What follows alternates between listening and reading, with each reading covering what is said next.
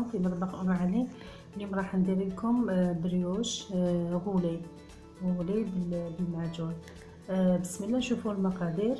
بسم الله. عندنا كاس كاس تاع بيض كيما هذا، كاس تاع بيض طاحوا لي 4 حبات بيض. عندك كاس حليب دافي وفيه مرصو تاع زبده،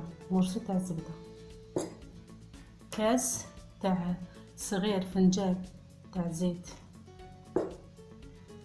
3 مغارف ونص تاع سكر. الخميره. نبداو بسم الله. عندنا الحليب مع هذاك المرصو تاع الزبده، نديروا له الخميره مغرف شويه، 3 مغارف تاع سكر. ما نكثروش السكر بزاف باسكو راح نخدمها بالمعجون. عندك مغرف تاع لافاني، مغرف صغيره تاع لافاني. نزيد شويه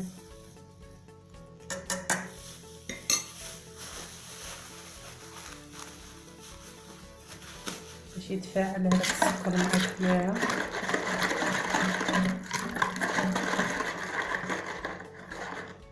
نديرو شويه تاع ملح،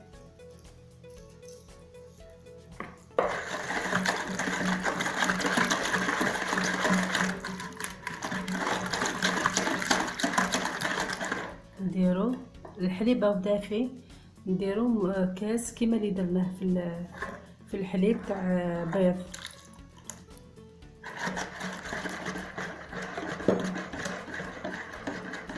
وكاس فنجان تاع زيت،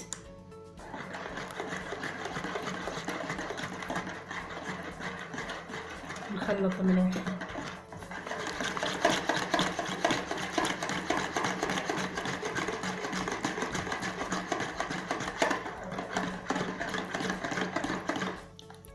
ونبدا ندير الفرينه. فرينه ما نقدرش نعطيكم بالضبط شحال. بسم الله.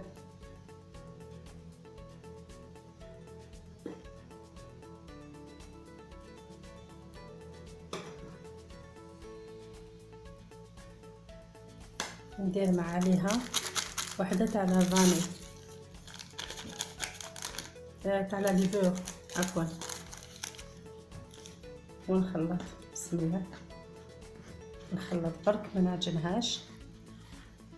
تاع نزيد الفرينه،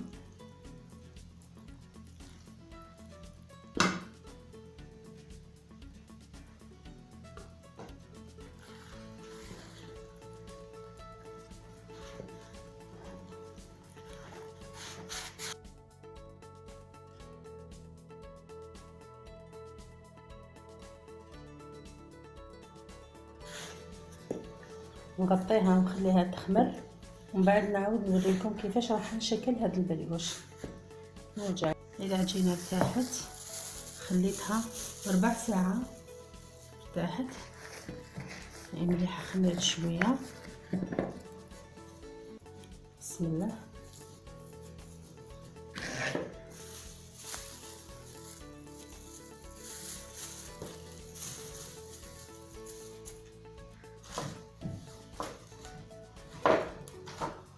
ونحلها.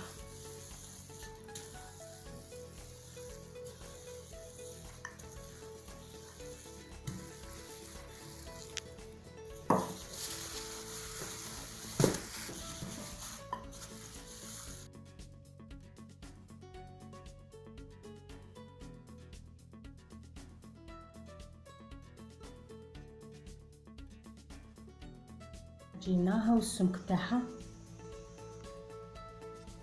البريوش هذا يجي شويه منفخ وخشن. واش نديرو؟ دوكا نحكمو جلجلان محمص، نديروه هو الاول الجلجلان.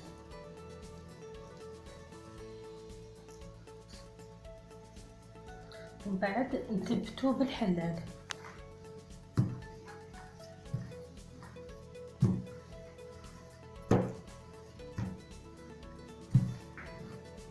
لازم يدخل في العجينه هذاك الجلجلان.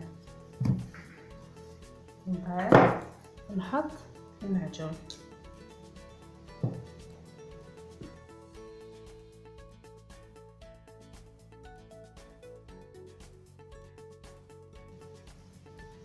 نزيد ندير الجلجلان.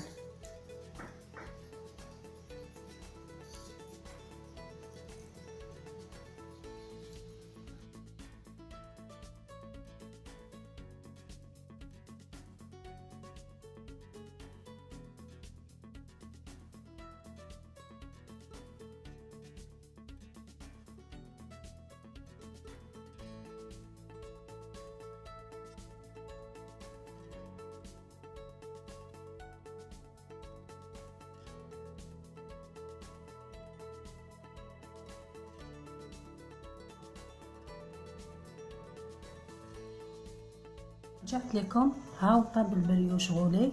شوفي كيفاش طاب، ما شاء الله. شوفي خفيف، شوفي كيفاش طاب. شوف نقسم لكم الحبه، ها شوفي كيفاش داير الداخل، جا خفيف بزاف ما شاء الله، خفيف. ولا عجبكم هذا البريوش عجبكم الفيديو، اعملوا لي جيم ومشاركه مع الاحباب والاصدقاء تاعكم، وبالصحه والهنا، والسلام عليكم ورحمه الله تعالى وبركاته.